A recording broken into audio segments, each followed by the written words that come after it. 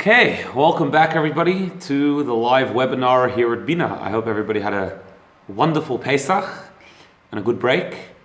Really excited to be back here to learn with all of you live from where I am to where you are.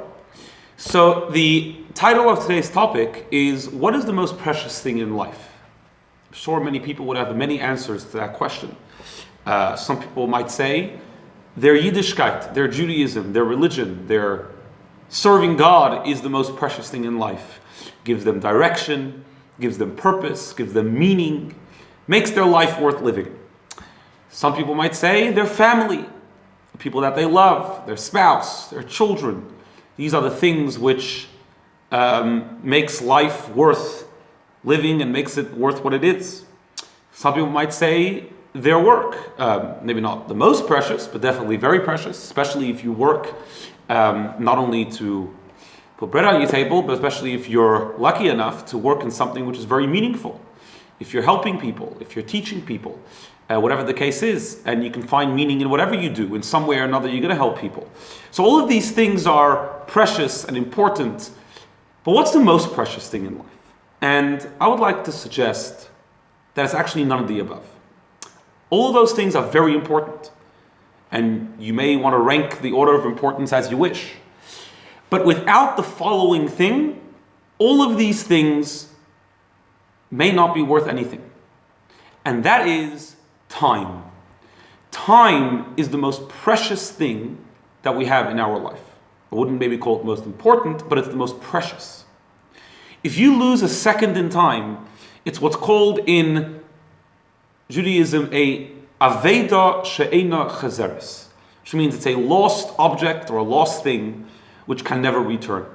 Time is the most precious thing that we have, and without it you cannot have any of the above which we just mentioned.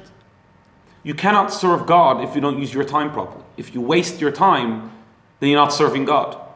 If you waste your time and you don't know how to manage your time properly, you won't end up spending much time with your family, with your loved ones. If you're all over the place, you don't know how to divide your time in a proper way, and you don't know how to utilize your time properly, then how can you make time when we have such busy lives to spend time with our spouses or our children? If you don't know how to manage your time properly, you won't be too successful in your work either.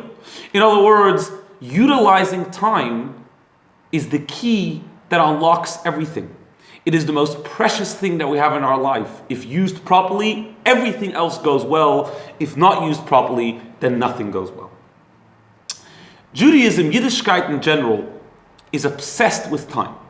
First of all, the very first mitzvah that we received as a nation, while we were still in Egypt, is HaChodesh Hazeh Lachem, to establish new months.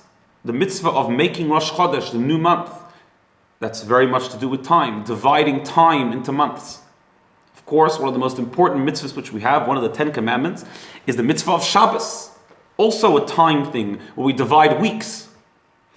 Festivals are on a specific day. Especially when we get into more detail, when it comes to when Shabbos starts, when Shabbos ends, we become obsessed with the minute. Look at your calendar, it says Shabbos starts at 5:38. The exact minute when it starts and the exact minute when it ends. On a daily basis, we're obsessed with time. There's a time when we have to daven, we have to pray the morning prayers up until a certain time. Once that time is gone, you can't do it anymore. Afternoon prayers, evening prayers. When's the latest time you can say Shema? When's the earliest time you can say Shema? When's the earliest time you can put on tefillin? When's the latest time you can put?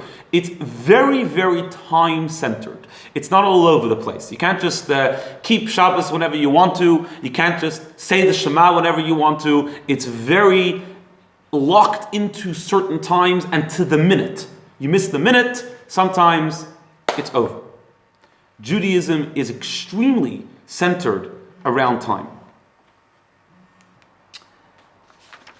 However, most of all, if you want to pick one aspect of Yiddishkeit which emphasizes time to a great degree, it is the time period that we are in right now, the mitzvah of Sfiras HaOmer. Sfiras HaOmer is, just to give you a little bit of background for those who don't know, is from the second night of Pesach, we start counting the days. Tonight is the first day, today is the second day, then the third day, and so on and so forth.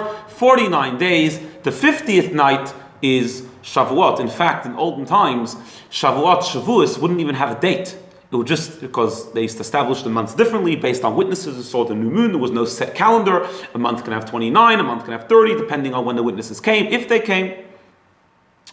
And the only way we knew when Shavuos was is based on when we finished counting 49 days. This is a very interesting mitzvah.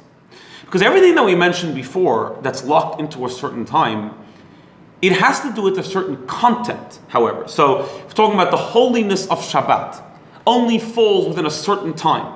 But we're talking about something. We're talking about the holiness of Shabbat. We're talking about reading the Shema. There's a content to that. There's something to it. Here, what is the mitzvah? The mitzvah is to count the day. That is the mitzvah. What day? What is the day about? Doesn't really say much. Just count. This is the first day of the Omer. This is the second day of the Omer. We're counting days. Just the very idea that we are counting time. You only count something which is precious to you. You count diamonds. You count money, right? You don't count how many kernels of sand you have in your house. Because that's not worth anything to you. You count things which are which is worth something, and the more you count it, the more it shows how precious it is. During the days of the Omer, we just count days. We don't even say what those days are about. They're not necessarily special days. In fact, most of them are not special days. Most of them are just weekdays. But we're just counting time. There's a mitzvah to count time, to bring out to us that the most precious thing that we have in our life is our time, and we need to know how to manage that time properly. We need to be able to live our lives to the fullest and use every single moment of our life. Why is that so important? Because we have a rule that everything that God created, kol ma shebara kadosh baruch hu ba'ilamai, everything that God created in His world, lo yibra ela lichvayda, the sole reason for its purpose, for its creation, is to bring out God's honor. Everything in life we need to use to serve God. Now, most things, if you don't use it now, you can use it later. Time, however, if God gave you life in this second, that second was created to serve God. Now, serving God can mean many things. It can mean doing a favor for another person. It can mean praying. It can mean learning Torah. But whatever the case is, serving God in one form or another. If I waste that second, I can never get that back, and I just took a second which was created for a certain purpose, and I didn't use it for that purpose. That's a tremendous waste. That means we're taking something which God created and sort of not and putting it in a state which is the total opposite of the reason for which it was created for. And that's a tremendous responsibility that we have. God gives us a creation and tells us either use it and then it'll fulfill its purpose, or you don't, and you can never fix that up because time passes and we can never go backwards in time.